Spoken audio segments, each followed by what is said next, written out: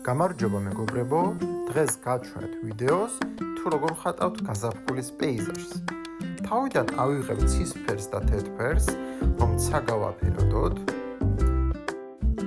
შემდეგ კი დავხატოთ უკანა პლანი. გადავიდეთ მცენარეების დახატვაზე. ამისთვის გამოვიყენებ მუქი მწვან ფერს. შემდეგ გადავიდეთ ხეების გაფერადებაზე, ესეც ასე ტოტები დახატულია და გადავიდეთ ფოთლების დახატვაზე. ღია და ხასხასა ყვითელი ფერიც არ გვაუწყდება.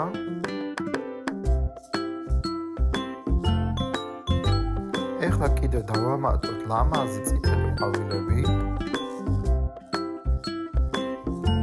ეხლა ხეს დამატებითი ტოტებიც დავუხატოთ.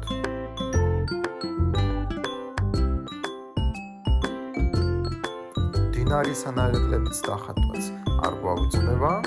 ესეც ასე მეგობრებო, თუ მოგეწონათ ვიდეო, დალაიქეთ და გამოიწერეთ გვერდით.